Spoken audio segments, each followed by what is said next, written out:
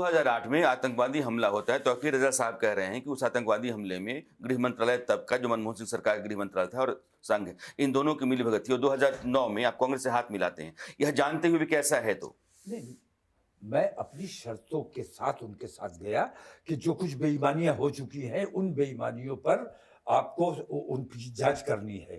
तो आप कह रहे हैं कि मनमोहन सिंह सरकार सब कुछ जानते हुए भी आपकी बात पर जांच नहीं करवाई, उसकी भी मिलीभगत थी? कतई इस पे कोई शुबा नहीं। देशद्रोही सरकार थी। मैं कह रहा हूं, शिवराज पाटिल उस वक्त गृह मंत्री हुआ करते थे और एक एक बात वो जानते थे, एक एक बात उन्हें पता थी, सारा वाकया उन्हें पता है। मतलब हिंदुस्तान की सरकार, मनमोहन सिंह सरकार, बिल्कुल बिल्कुल, उसने डॉजियर सौंपा पाकिस्तान को। मैं बिल्कुल इल्जाम लगा रहा हूं। तौकीर रजा साहब, अगर जांच नहीं होगी तो फिर आप डॉजियर पाकिस्तान को नहीं सौंपेंगे। आप यह बात समझिए, वो मामला देश में गृह मंत्रालय ही नहीं, कोर्ट से लेकर के पाकिस्तान तक चला है।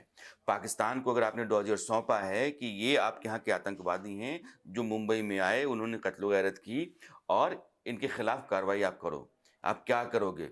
तो ये अगर इतनी चीजें सरकार की तरफ से जा रही हैं, ये सब आप रद्द कर रहे हैं। मेरी सरकार है तो इतनी चीजें मैं बना सकता हूँ, इतनी तमाम सेटिंग मैं कर सकता हूँ, ये सब किया जा सकता है। जांच का विषय है। मैं कहता हूं तमाम आतंकवाद को छोड़ दीजिए, सिर्फ एक L18 की जांच करा लीजिए, अगर आप सच्चाई तलाश करना चाहते हैं। और मैं कहता हूं कि कोई जांच एजेंसी ना करे, एक ईमानदार पत्रकार अगर इस काम पर लग जाए, जिसका आजकल अगर आपके माफिक पत्रकार भी नतीजा नहीं देता है तो आप कहेंगे, आप तो कहते हैं कि अदालतों ने भी गलत फैसले दिए। मैं तो ये कह रहा हूं कि कर दे क्या, इरादा तो करो। हो सकता है जो मैं कह रहा हूं वो गलत हो, लेकिन जांच तो होनी चाहिए। तौकीर रजा साहब, आपको अदालतों पर तक यकीन नहीं है। आप कहते हैं कि अदालतों ने भी गलत फैसले दिए। आप कहते हैं कि मैं देश का सच्चा मुसलमान हूं, सच्चा नागरिक हूं, मैं कानून की कदर करता हूं, और आप कहते हैं कि हम तिरंगा लेकर के आएंगे, अगर नहीं माने तो उसके बाद जो होगा उनकी जिम्मेदारी होगी। हमारे नौजवान बुज़दिल नहीं हैं, हमने अपने नौजवानों को कंट्रोल कर रखा है। जिस दिन आउट ऑफ कंट्रोल हो गए, तुम्हारे बस की बात नहीं कि इनको रोक पाएँ।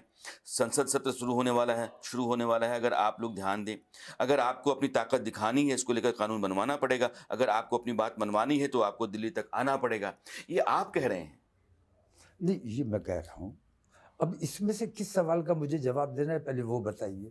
इतना लंबा आपने पढ़ दिया है, इतने ज्यादा सवाल कर लिए, मुझे पता नहीं किस सवाल का जवाब इसका लबुलुबाब एक ही है। मुझे एक बात कि मैं कानून को चैलेंज कर रहा हूं। मैं कानून को कतई चैलेंज नहीं, मैं हुकूमत को चैलेंज कर रहा हूं, हुकूमत की बेईमानियों को चैलेंज कर रहा हूं।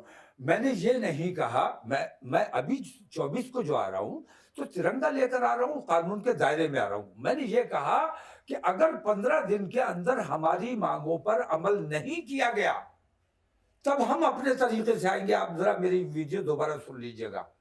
तब हम अपने तरीके से आएंगे। अपने तरीके का मतलब यह है कि तब हम परमिशन नहीं मांगेंगे।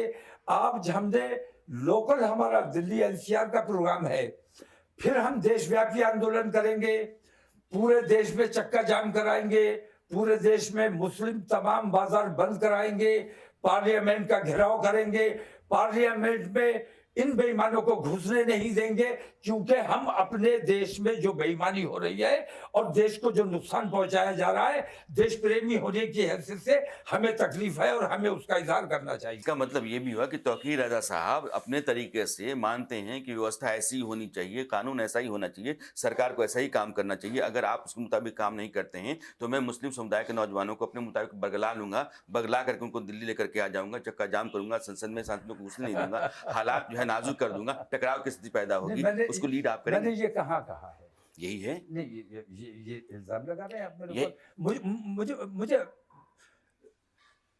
स्टेप बाय स्टेप चलिए ना। अगर संसद को हम घेरते हैं, मैं आप सभी सांसदों को बेईमान कहते हैं। मेरी बात, मैं अभी 24 तारीख को आ रहा हूं, हाथ जोड़कर अपनी सरकार से मैं ये कहूंगा कि एक कानून बना दो। इसमें मैं क्या अपराध कर रहा हूं, क्या जुर्म कर रहा हूं? हाथ जोड़कर मैं कहूंगा कि जिन्होंने हमारे हुजूर नबी करीम अलैहिस्सलातु व तस्लीम की शान में गुस्ताखी की है, उन लोगों को गिरफ्तार कर लो। हाथ जोड़कर कह रहा हूं मैं। समाज के भीतर मजहब के नाम पर विद्वेष फैलाना अपराध है, उस मैं, पर मैं कोई कार्रवाई द्वेष नहीं होगी। फैला रहा हूँ, मैं कोई नहीं, नहीं, नफरत नहीं फैला आप रहा हूँ, जिस कानून की मैं मांग कर रहे अपने हैं, मैं देश कहता की हूं वो बात है। कर रहा हूँ। ये बताइए, आप जिस ये कानून बताइए, एक बात बताइए, कहीं हमें तो टारगेट किया हुआ है, हम सब्र करते हैं, कहीं किसी नालायक ने मूर्ति तोड़ दी क्या होगा, किसी नालायक ने गुरु ग्रंथ साहब की बेहुरमती कर दी क्या होगा। तो मैं अपने देश के अमन और शांति के लिए हुकूमत से हाथ जोड़ के एक बात कह रहा हूं कि आप एक ऐसा कानून बना दीजिए। तो ये तो देश का काम मैं कर रहा हूं और देश का काम कर रहा हूं, अगर फिर भी मेरी बात नहीं मानी जाती इसलिए कि मुसलमान है, मुसलमान मांग कर रहा है, तो ये अन्याय है। इस अन्याय के खिलाफ हम फिर जद्दोजहद करेंगे। मौलाना होने के नाम पर आप अपनी पूरी कौम को बगला रहे हैं, भटका रहे हैं। आप अच्छा, ये इल्जाम जा सकता है आपको लगता क्योंकि ये कानून है। ये मैं आपको ये कह लगता रहा है हूं, कानून है, मैं कानून के कानून खिलाफ है काम कि कर रहा आप- हूं, मुझे गिरफ्तार किया जाना चाहिए, नहीं, मुझे फांसी पे लटका मैं देना तौकीर चाहिए। साहब ये कह रहे हैं कि अगर आप समाज के भीतर मजहब के नाम पर विद्वेष फैलाते हैं, आप कुछ ऐसा करते ये हैं काम नरेंद्र मोदी जिससे कर रहे हैं, लोगों मैं की नहीं कर रहा भावनाएं हूं। आहत होती हैं, विद्वेष, माहौल खराब होता विद्वेष है, तो कानूनी मजहब कार्रवाई के होगी। नाम- लेकिन बाकी सुनिए, मुसलमानों को बाकी हिंदुस्तान के लोगों से अलग करने का काम जो कर रहा है वो असल में देशद्रोही है, वो देश प्रेमी नहीं हो सकता। बाकी सरकारें ठीक थी। मुसलमान हिंदुस्तान का एक अभिन्न अंग है